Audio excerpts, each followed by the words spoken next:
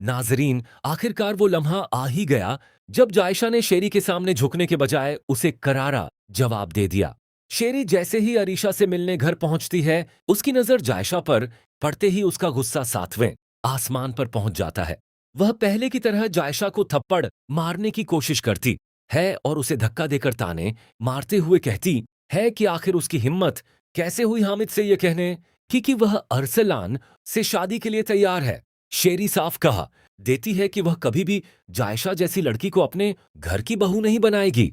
वह उस पर लालच, बदकिरदारी और बदचलनी जैसे संगीन इल्जाम लगाते हुए कहती है कि उसने हमेशा उसे अपने बेटों की जिंदगी से दूर रखने की कोशिश की, लेकिन वह बार बार उसी घर में दाखिल होने की कोशिश करती है। मगर इस बार जायशा खामोश नहीं रहती।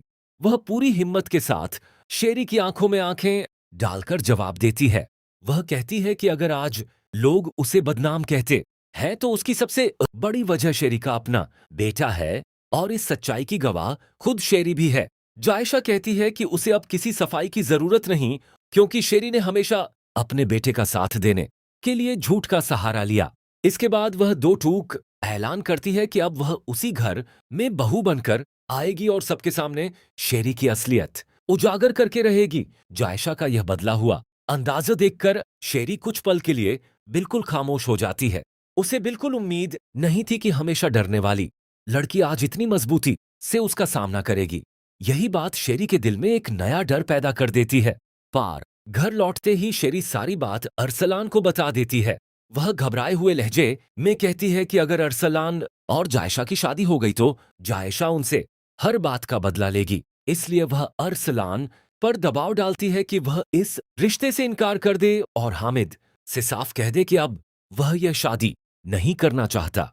लेकिन हामिद अरसलान की बात सुनते ही भड़क उठता है। वह उसे याद दिलाता है कि अगर उसका शादी का कोई इरादा नहीं था तो फिर उसने सुफियान और जायशा के रिश्ते में दरार क्यों डलवाई।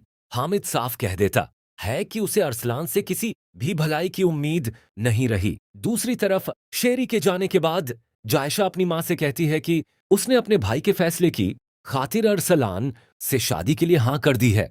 अगर उसके इस फैसले से उसका घर और उसका भाई बच सकता है तो वह हर कुर्बानी देने के लिए तैयार है। लेकिन आलिया यह सुनकर परेशान हो जाती है। वह जायशा को समझाती है कि वह अपनी जिंदगी एक ऐसे इंसान के हवाले न करे जिसने उसे हमेशा तकलीफ दी।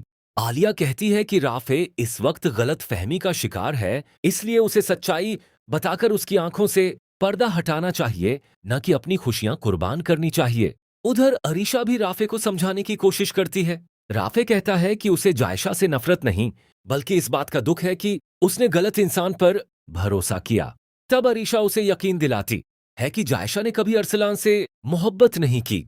यह सिर्फ एक बड़ी गलतफहमी है और बहुत जल्द पूरा सच सबके सामने आने वाला है।